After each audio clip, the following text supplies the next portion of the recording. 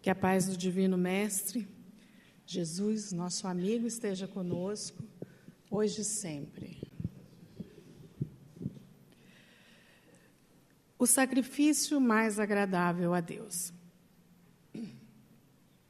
Mateus nos escreve no capítulo 5, os versículos 23 e 24.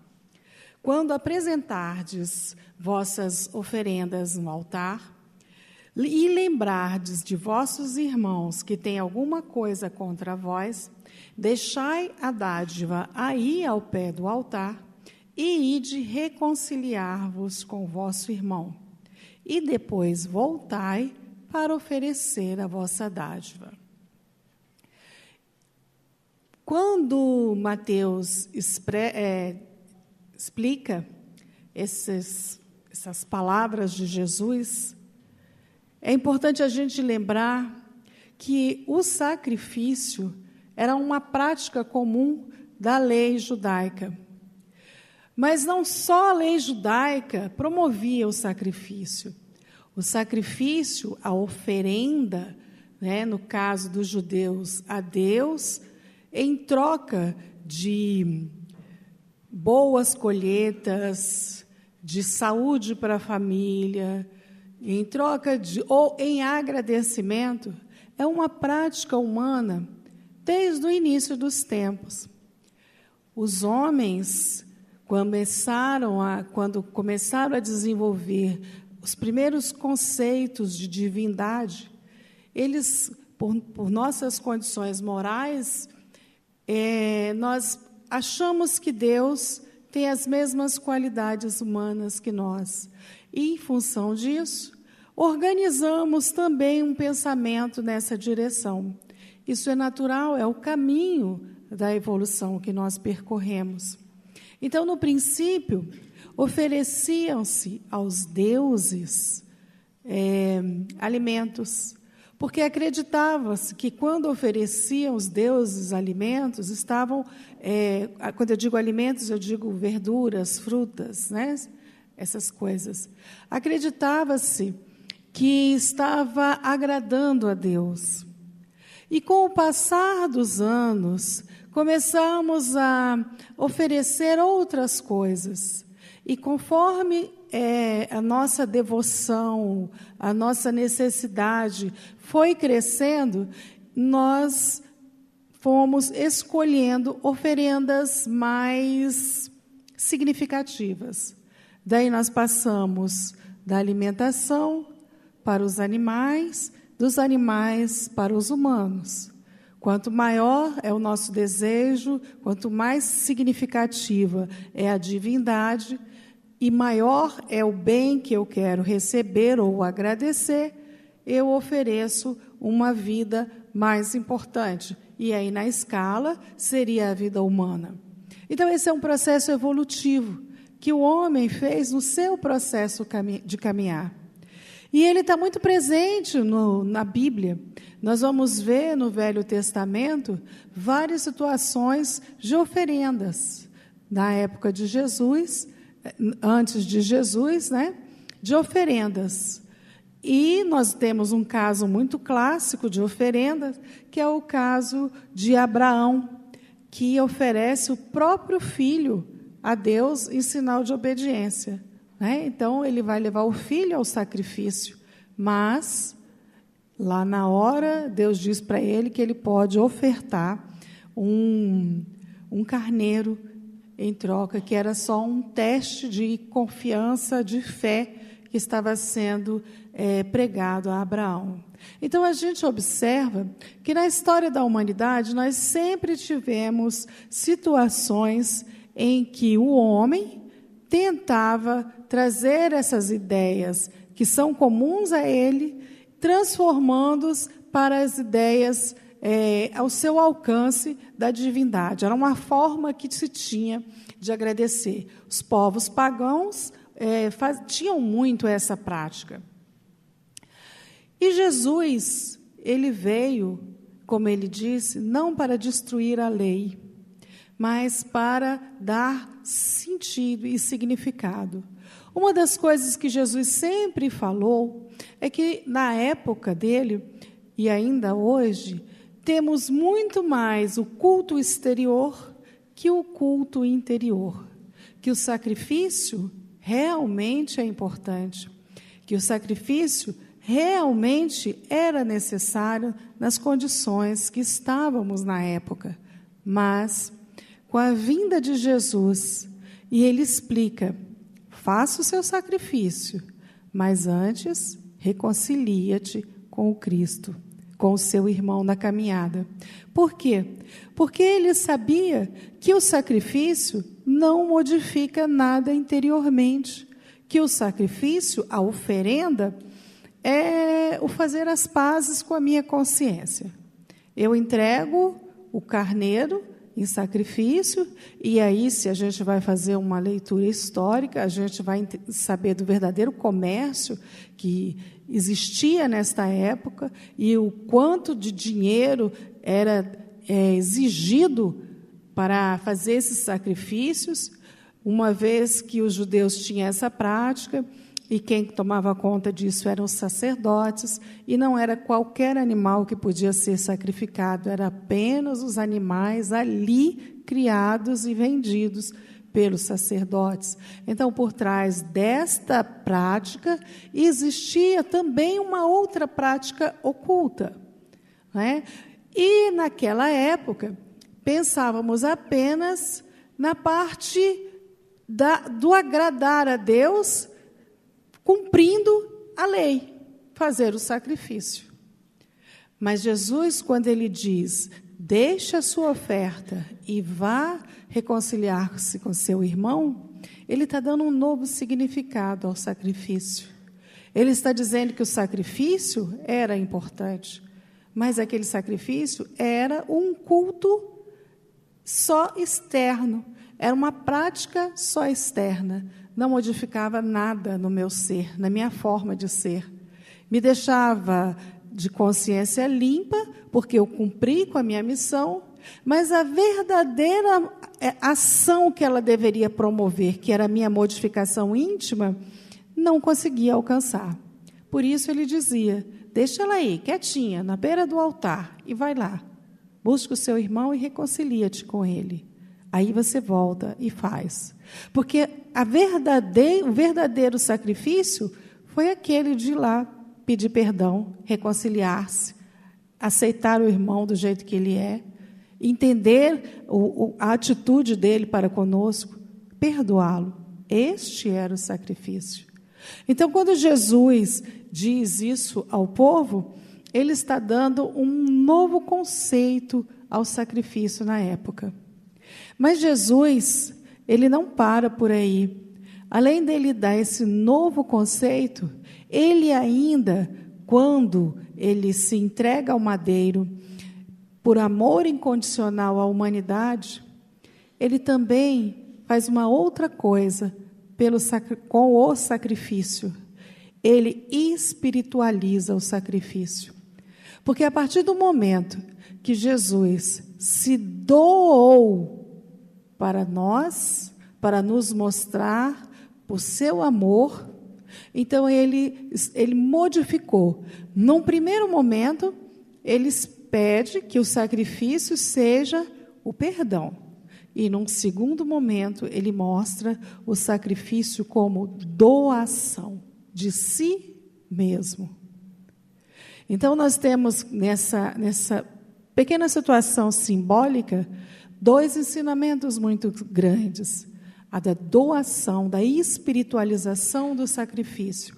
E aí a gente vai falar, no primeiro momento, deste processo de doação, do sacrifício que fez com que Jesus se doasse a toda a humanidade.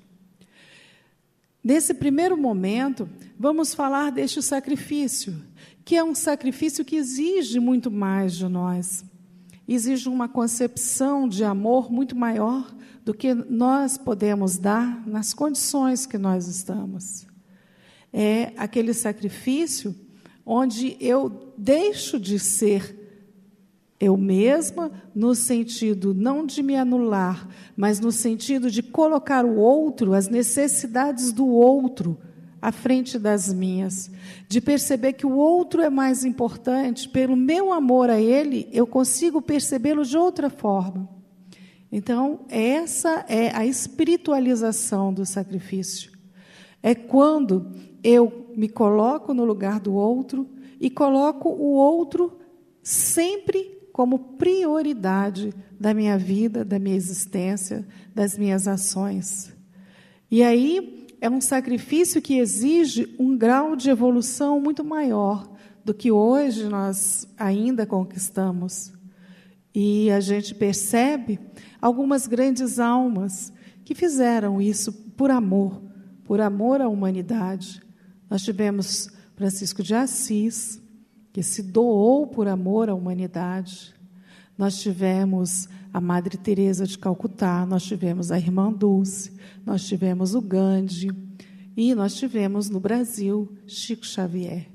E tantos outros que agora a gente não se recorda, mas espíritos que vieram e santificaram o sacrifício como Jesus fez, espiritualizaram o sacrifício, dedicaram a sua vida em prol do outro, por amor, um amor incondicional, um amor em que todos somos irmãos, filhos de Deus e necessitados.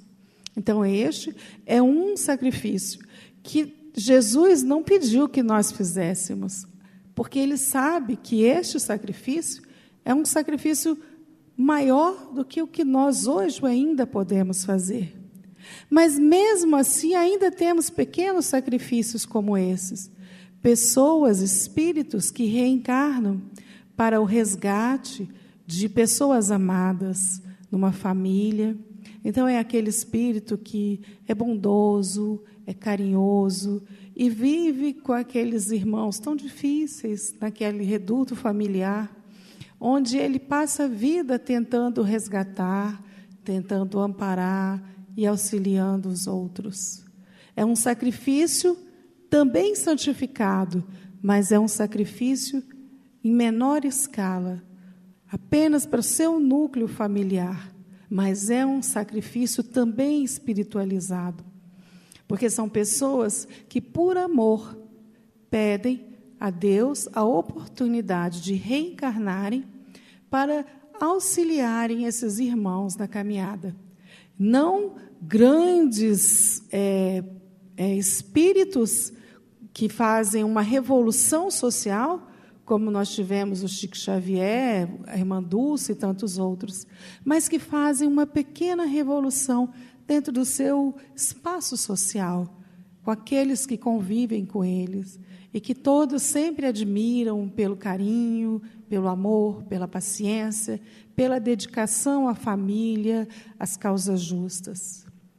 Esse é o sacrifício espiritualizado, é o sacrifício de doação, é o sacrifício de amor, que por amor ele faz tudo. Não tem sequer um sentimento de raiva, de mágoa, de rancor. Ele olha para o irmão amado e reconhece nele um necessitado de atenção, de carinho, de acolhimento. Este é um dos casos do sacrifício.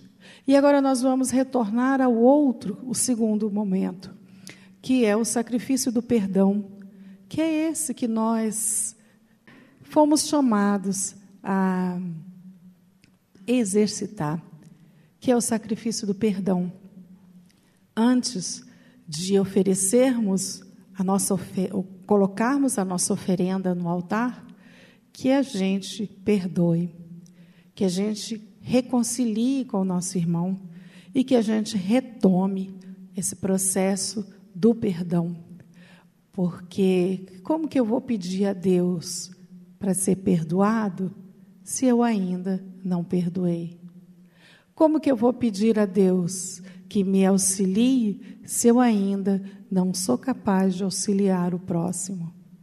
Então, neste processo do sacrifício, é o que Jesus tem esperado de nós, porque o sacrifício espiritualizado é um segundo momento, que nós teremos quando tivermos um processo maior de evolução. Porque agora nós precisamos dar um passo de cada vez.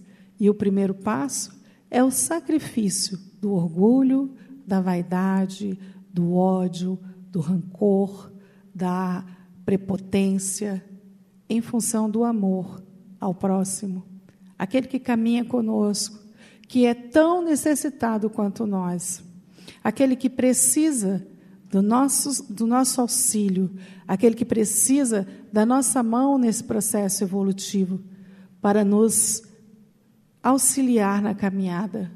E este sacrifício é o único que Jesus tem esperado de nós. E o que ele disse, ser o mais agradável ao Pai, porque é o sacrifício que nos chama a atenção à mudança íntima de postura, a sairmos do espaço de acomodação que nos mantemos há várias e várias reencarnações. Até porque nós espíritas sabemos da importância do perdão, porque a gente sabe que a vida continua. E se eu não perdoar, eu vou levar pedras na minha bagagem espiritual, que eu vou ter que desfazer delas. E a única forma de desfazer delas é retornando, recomeçando o processo e perdoando. Então, não tem jeito. Eu preciso perdoar, porque o ódio, o rancor, vão me acompanhar. E aí eu vou ficar presa às amarras, aos grilhões das dificuldades, por conta dessa vaidade, deste orgulho de jamais perdoar, de jamais pedir perdão. Jesus, quando ele veio à Terra, ele tinha bem claro qual era a missão dele. Era fazer com que a gente aprendesse a amar ao outro como amamos a nós mesmos. Então, quando ele diz, vá e peça perdão ao seu irmão, ele está dizendo, você quer ser perdoado, você é a medida que eu dou como lei. Então, faça ao outro o que você quer que faça a você. Você é o seu próprio parâmetro. Você gostaria que fosse tratado desta forma? Então, vá, faça. Era isso que ele esperava. E aí, ele falou incansavelmente, em vários momentos do Evangelho, sobre a necessidade do perdão, a necessidade da misericórdia, a necessidade de qualquer atitude onde a gente nos tem como um parâmetro para perdoar, para amar e para auxiliar o outro. Em Mateus 5, nós vamos ver no versículo 7, Jesus diz, bem-aventurados misericordiosos, porque eles alcançarão a misericórdia. Ou seja, se és misericordioso com o teu irmão, também o Pai Celestial será misericordioso contigo. Sempre eu sou a medida de tudo. Então, vai lá, olha para o próximo necessitado, tenha misericórdia, porque é a mesma medida do que você usou com o outro, é a que Deus usará contigo. Também ele fala em Mateus capítulo 16, versículo 14 e 15, perdoardes os homens as ofensas que vos fazem, para que também o Pai Celestial vos perdoe os vossos pecados. Mais uma vez, Jesus nos fala do perdão, tendo a nós mesmos como parâmetro. Queres ser perdoado? Pode trazer um boi e ofertar. Mas e o seu coração? Eu quero a pureza do seu coração. É essa pureza que vale. Também nós vamos ter em Mateus, no capítulo 18, se teu irmão pecar contra ti, vai e corrige-o entre ti e ele somente. Se te ouvir, terás ganho a teu irmão. Mais uma vez, ele nos chama a atenção para a importância da reconciliação. Enquanto estamos juntos na caminhada, estarmos trabalhando com o nosso irmão o perdão, para não carregarmos pedras na nossa bagagem espiritual. E então João pergunta: Senhor, quantas vezes deverei perdoar o meu irmão? E Jesus responde: não somente 7. Não te digo que até 7, mas até 70 vezes 7. Cada vez que ele te magoar, cada vez que ele tiver uma atitude que te deixe chateado, magoado, você deverá perdoá-lo. Sempre. Mais uma vez.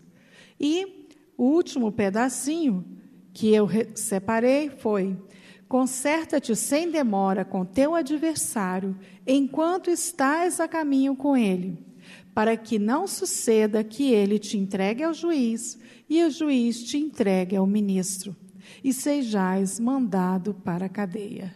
Em verdade, eu vos digo, não sairás de lá enquanto não pagares até o último cetil.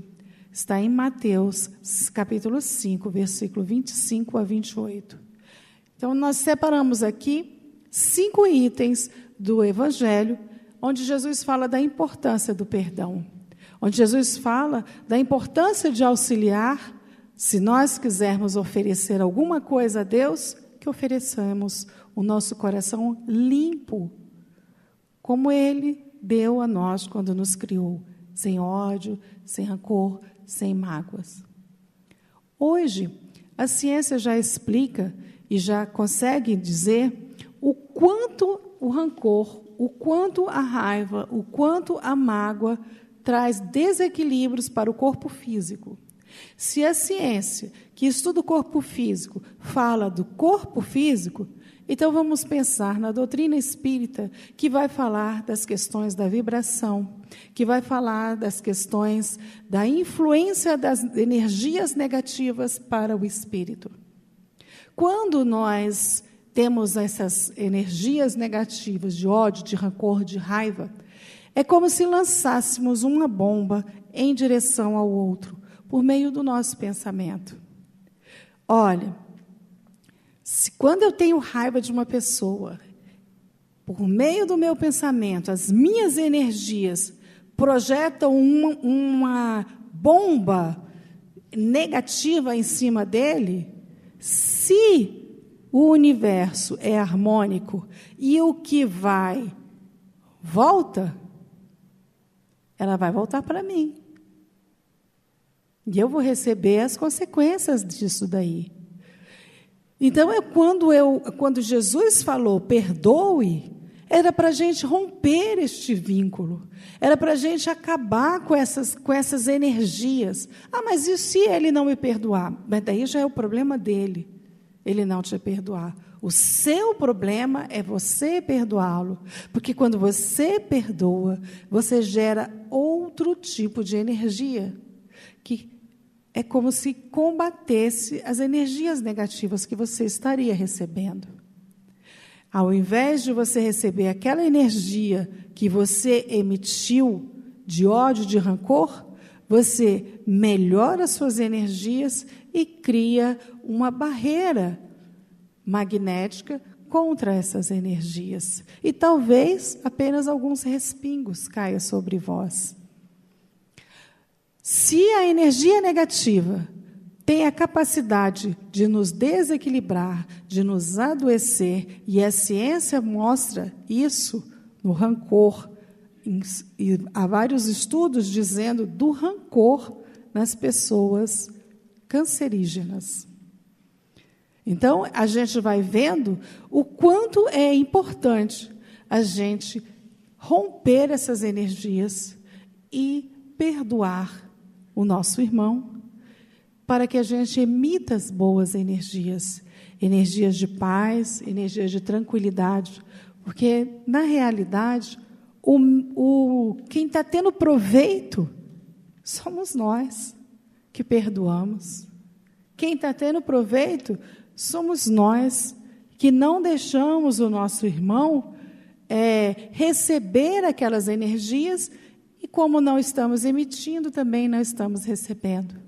Porque se o mundo é todo energia, aquela energia vai crescendo cada vez que ela encontra força e outros pensamentos como aquele. Então, façamos o contrário. Vamos vibrar em pensamentos positivos de amor, de carinho, de perdão, de forma que a gente possa melhorar a nós mesmos, curar a nós mesmos, curar a nossa alma, que é esse o verdadeiro objetivo dos ensinamentos de Jesus, curar a nossa alma doente. Então, o verdadeiro sacrifício que Jesus pede para nós e que a gente pode oferecer a Deus não é o martírio, não é o sofrimento, não é a morte, mas a pureza da alma, até que um dia sejamos capazes de chegar ao sacrifício espiritualizado, onde a gente vai poder doar a nossa vida em prol dos nossos irmãos. Mas, enquanto isso, vamos aprendendo a perdoar, a amar, para que a gente consiga, aos poucos, ir caminhando nesse processo de limpeza íntima, de purificação de nós mesmos. Muito obrigada pela atenção, que possamos ir para os nossos trabalhos e tratamentos com a paz de Jesus em nossos corações.